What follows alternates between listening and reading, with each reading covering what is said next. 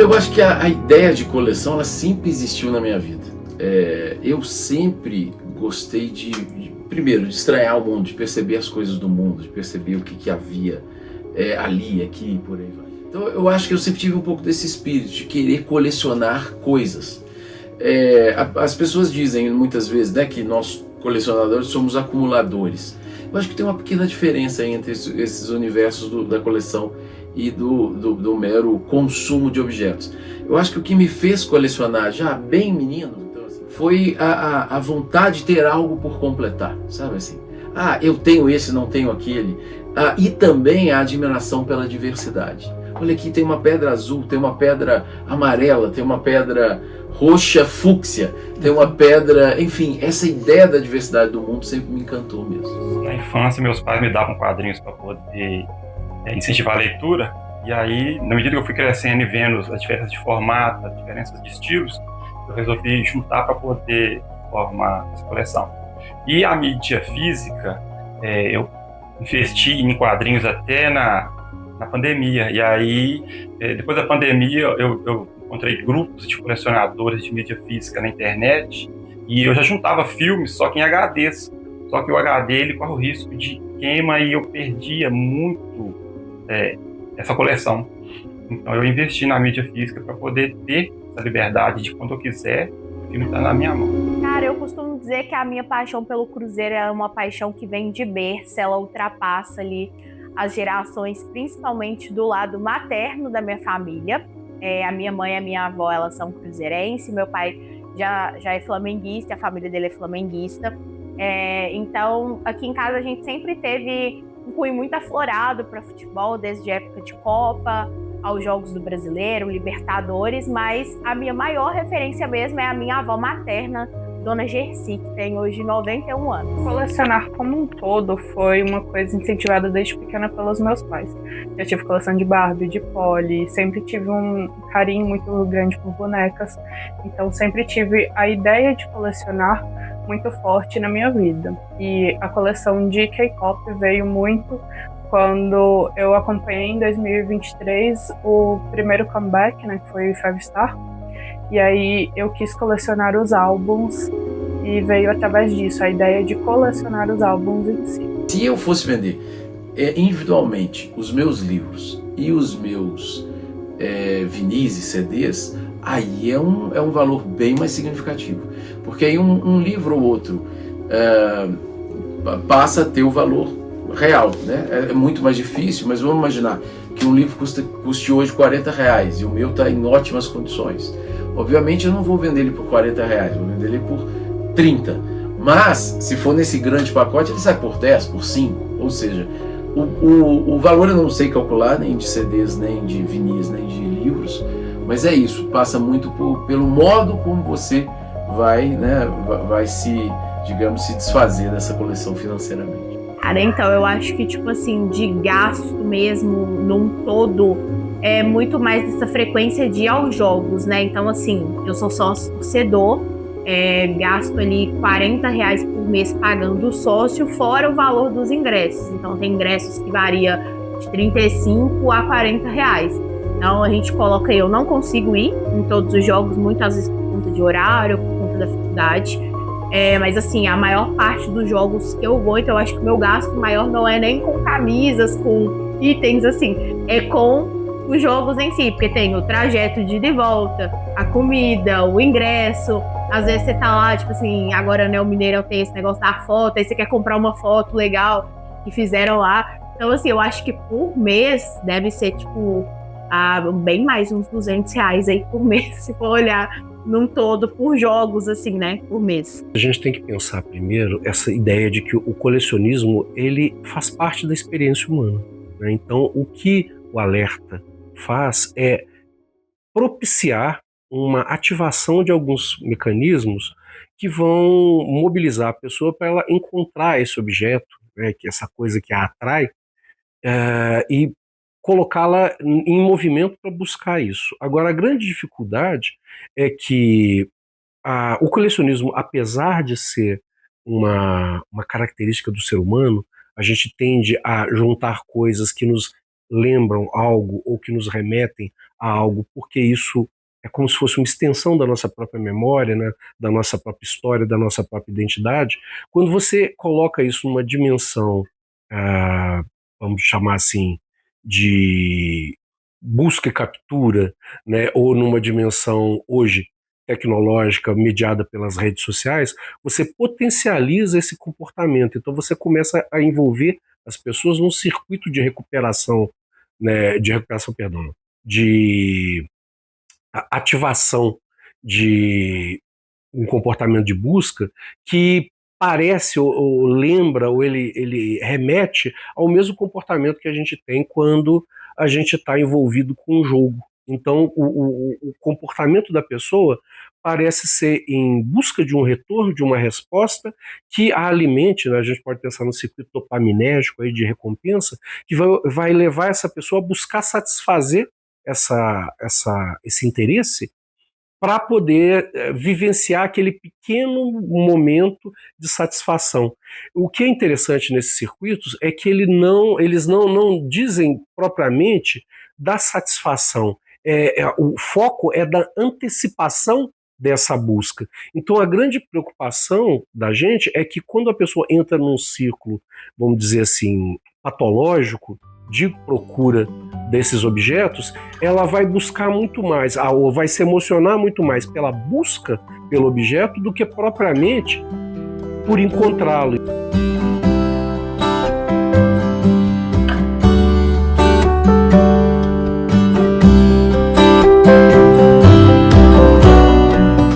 Olha, eu acredito que hobby e fanatismo são coisas distintas mesmo. Mas, na verdade, assim, eu queria acrescentar um terceiro elemento. O hobby está muito vinculado a eu tenho um determinado tipo de conduta profissional, ou de ofício profissional, ou de modos de ganhar a vida, que não estão diretamente vinculados, por exemplo, ao meu hobby, que se traduz em alguns momentos numa coleção, porque os hobbies podem ser milhões de coisas para além das coleções. Então o hobby, em grande medida, é essa possibilidade de você criar outros prazeres, outros gostos na vida. Um colecionador tradicional não necessariamente tem a sua coleção como um hobby.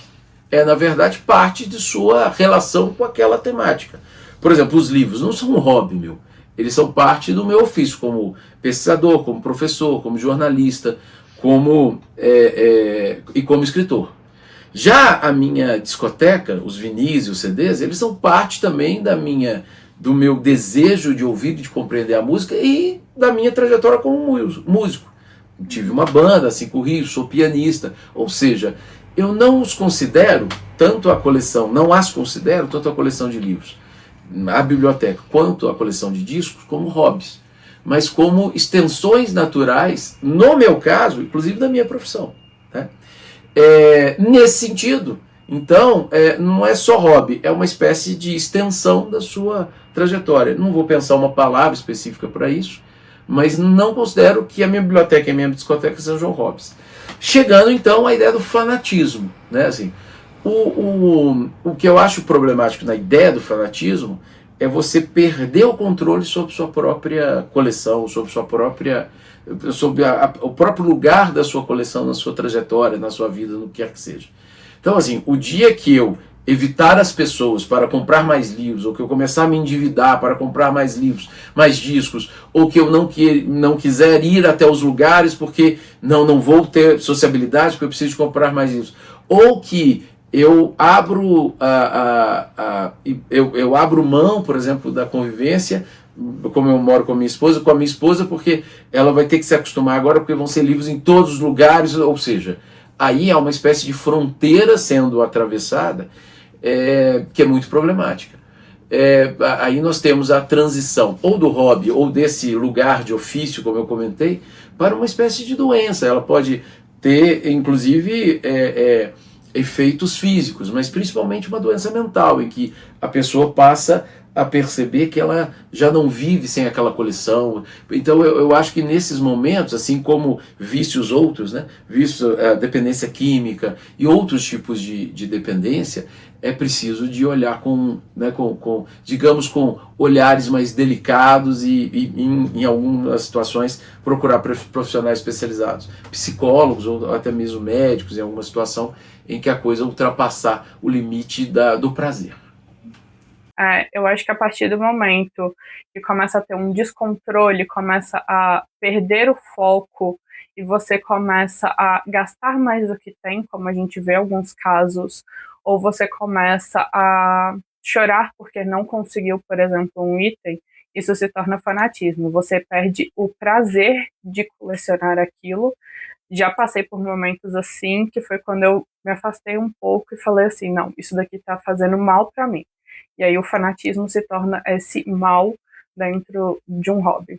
Eu acho que existe uma diferença, talvez, na forma de intensidade de cada um. Eu acho que o fanatismo, ele ultrapassa limites, às vezes. Eu acho que o hobby não. Eu acho que o hobby, ele é mais uma coisa, assim, que você gosta muito de fazer, só que eu não consigo bem explicar, mas eu acho que ele é mais controlado do que algo que possa te levar ao fanatismo. Por exemplo, o futebol, né? O futebol, ele tem muito essa característica do fanatismo. É o quê? É você, sei lá, às vezes a gente vê histórias de pessoas que vendem um carro para poder, tipo, assistir o time jogar fora uma competição de Libertadores, tipo, em outro país. Tipo assim, é loucura. Eu acho que o hobby, eu acho que não chega a ser, pelo menos assim, de pessoas que eu conheço próximas, não chega a ser algo tão extremo assim. A pessoa, ela automaticamente ela gosta de algo, tipo assim, faz aquilo ali por prazer, mas não coloca como uma obsessão, uma coisa tipo assim, que ela precisa, sabe? Acho que às vezes a diferença pode estar aí.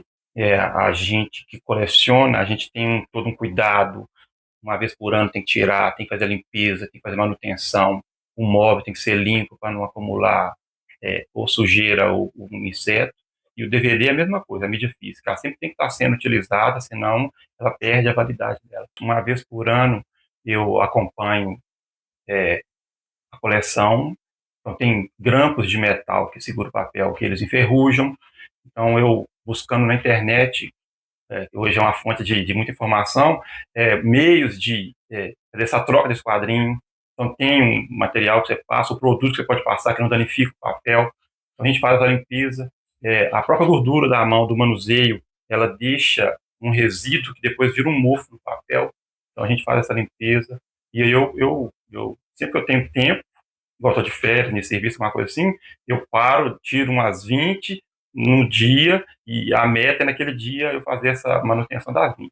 E o DVD, igual eu citei, eu tenho que estar abrindo, tenho que estar manuseando, tenho que estar põe ele para rodar para ver se a mídia está bem, fazer a limpeza de acúmulo de poeira. O grande ponto vai ser quando isso começa a interferir na vida da pessoa. Então, no momento em que ela não tem as suas relações prejudicadas, isso não tem um impacto na vida econômica dela, isso não tem um impacto na vida emocional, isso não vai roubar tempo que ela dedica às tarefas que são fundamentais para a sua sobrevivência. É uma atividade que acontece nos momentos de prazer, é uma atividade que acontece nos momentos de lazer, é uma atividade que de alguma forma contribua para a sua vida social ou para a sua vida cultural, não é problema. Agora, quando isso começa a intervir, as pessoas deveriam começar a ficar preocupadas. Então, um bom sinalizador, porque muitas vezes é difícil a gente perceber isso na gente, é justamente o comentário do outro, é o olhar do outro, não do outro em geral, tem pessoas que são críticas ao comportamento colecionista, mas o olhar daquelas pessoas que estão no seu ciclo.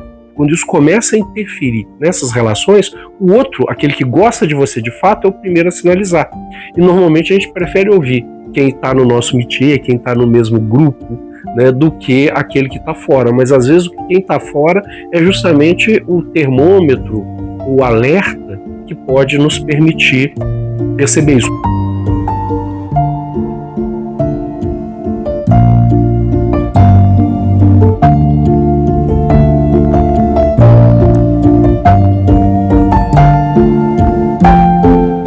Essa questão do gênero e das coleções, ela é não só controversa, como muito complexa, como algo que eu muitas vezes passo a perceber, mas não tenho ainda conclusões.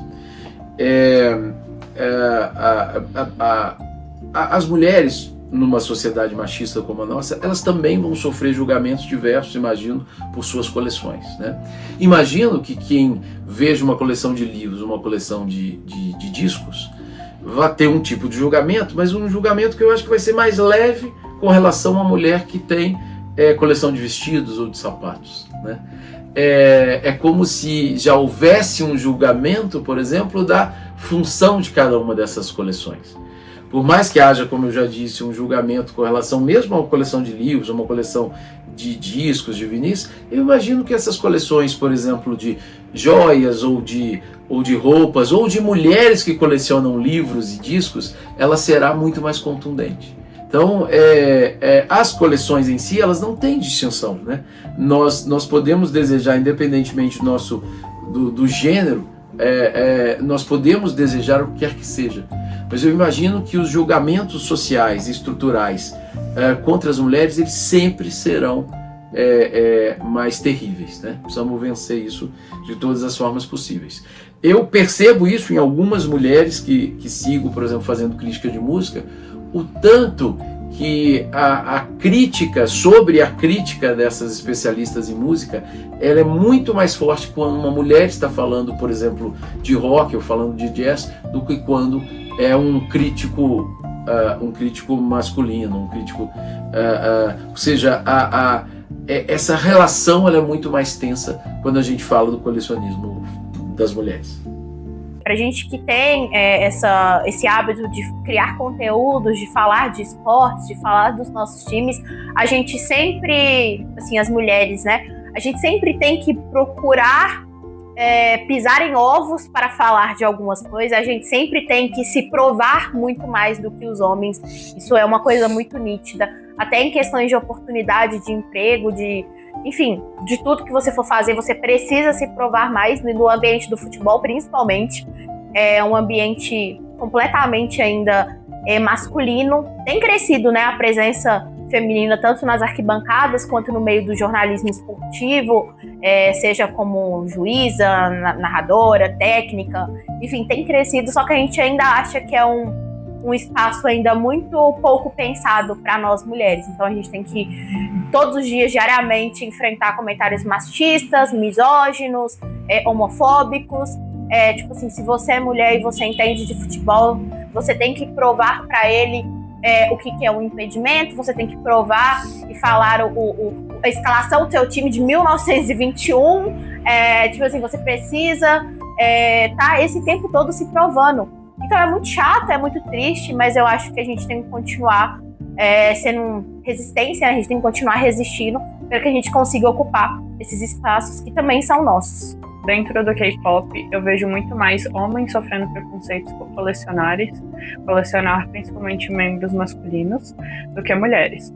Mas quando a gente vai pro lado de carta de Pokémon, essas coisas, a gente vê que é algo assim, uma mulher colecionando é uma coisa errada, isso é coisa de homem e tudo mais. Agora, quando a gente compara tipos de coleção, sim, eu vejo preconceito por ser algo voltado por um tipo de cultura que não é em termos aderida, né, na sociedade, como por exemplo o Pokémon, que eles acham que é super normal, ou até álbuns de Copa, que é algo que é incentivado de modo bem nacional, né, a se ter e tudo mais, que acaba sendo voltado muito para o público masculino, porque eles sempre acreditam que a mulher não pode colecionar nada, a mulher não pode ter um gosto próprio.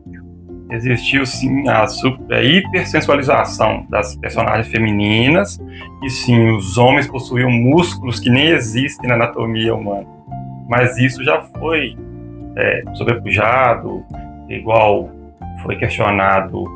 Hoje existem muitas mulheres desenhando, ou na produção, na parte editorial, então essa fase ela já não existe mais.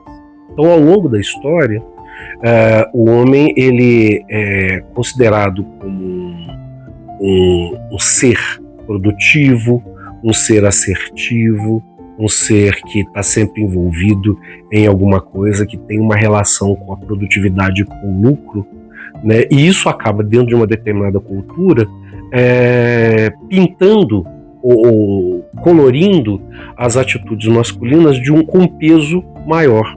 E como esse peso e essa cor é dada muitas vezes numa sociedade que se estrutura em torno de valores masculinos, esses valores que são eleitos para classificar o mundo, vamos dizer assim, né, essa grande estrutura classificatória que a gente usa para organizar o mundo, vai tender a colocar etiquetas nesses bens como valorativas ou importantes ou necessárias, né? E quando a gente pensa nas mulheres, muitas vezes, da mesma forma como elas são colocadas, né, como um ser, ou a partir de um lugar de reclusão, eu estou falando da cultura tradicional, da sociedade tradicional, né, calcada em valores diferentes daqueles que a gente questiona hoje. Mas então, dentro de uma estrutura mais tradicional, de uma estrutura mais afetiva, de uma estrutura de cuidado, de cuidado inclusive de crianças e idosos, né? Então há uma infantilização da imagem da mulher e de tudo aquilo que está associado aos seus interesses. Então, pessoas que leem Boys Love, por exemplo, vão ser chamadas de infantis. Meninas que leem mangá, determinado tipo de mangá, são infantis. Meninos que leem mangás ligados à arte marcial ou a lutas e competições, menos. Então é